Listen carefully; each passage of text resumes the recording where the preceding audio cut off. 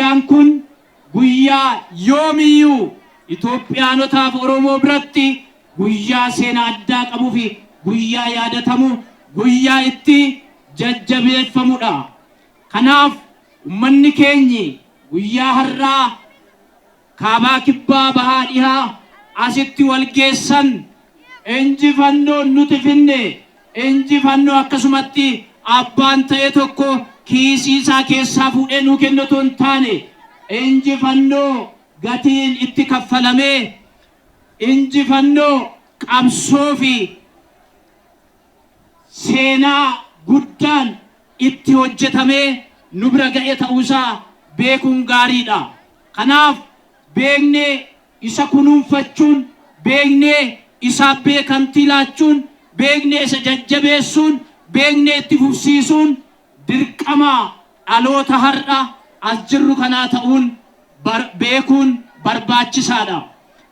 Ammas boqonnaa itti aanuuf baroota itti aananis harka wal qabannee jabaannee irree gamtoomeef tokkoomeen biyya jabduu naannoo jabduu godina jabduu magaalaaf aanaa jabduu ijaaruudhaaf harka wal qabannee yeroo nuti itti hojjennu yeroo kamiyyuu caalaa yeroonsaa amma ta'uun hubatamuutu irra jiraata.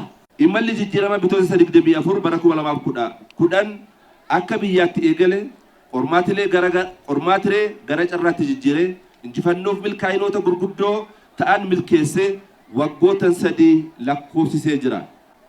Hudhaawwan alaaf keessaa dandamatee akeekni diinota keenyaa otuu hin milkaa'in mul'ata qabannee fi fedhii jijjiiramaa uummanni keenya qabu bu'uura godhannee hojjechuudhaan milkaa'inoota siyaasa dinagdee fi hawaasummaa hedduu ta'an raawwachuun imala fakkeenyummaa keenyaa gara fuulduraatti qajeelchuudhaan jalqabbii seena qabeessadha.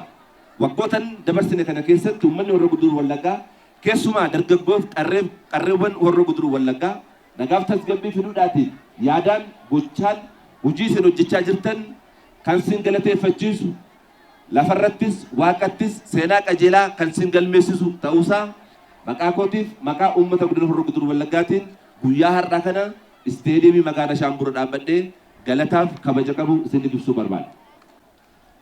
Nagaa buusuudhaatiif hunda keenya ilaallata. Nagaa buusuudhaatiif raayyaa ittisa biyyaa milishaa poolisii qofa miti. Nagaa buusuudhaatiif dhalli hunduu lubbuun hunduu namni hunduu ga'ee qabaa jechuudha. Kanaaf bakka jirrutti bakka hojjennutti bakka jiraannutti ga'ee keenya akka taphannu adaraa jaalala koo isin ibsaa jechuudha. Bitootessa 24 uummata Oromoodhaa fi seenaadha. Yeroo itti eenyummaasaa abbaa biyyummaasaa bilisummaasaa yeroo inni injifannoo raawwatedha jechuudha. Bitootessa 24 miti saba Oromoof daangaa lafa Oromoo fi Oromiyaadhaa fi ijoo guddaa fi hangafa dubbiiti jechuudha.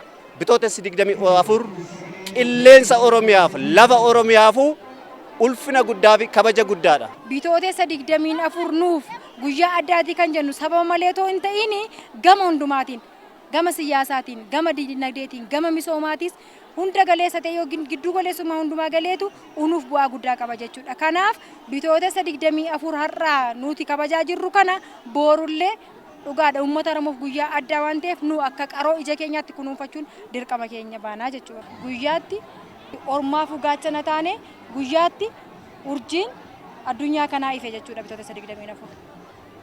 Sirni kun sirna Oromoo adda kufeetti kaasedha. Sirni kun sirna Oromoo ijaaredha. Oromoo qofaa miti Oromoo irra darbee sabaaf sablammoota biyyattii kana keessa jiran illee tokko akka ta'an akka ijaaraman ija walqixxummaatiin akka ilaalaman aangoo kennameefiin aangoo argateen mootummaa jijjiiramaa carraa guddaa saba kanaaf gumaachedha. Jijjiirama biyya kana keessatti dhufe keessatti hayyuun Oromoo seenaa guddaa sadarkaa addunyaatti galmaa'uu qaban galmeessisee jira waan ta'eef injifannoo keenya Oromoo qofaa otoo hin taane sabaaf sablammoonni biyya kana keessa jiran hundumti keenya injifannoo kana tikfachuu kunuunfachuu qabna jedhee namana.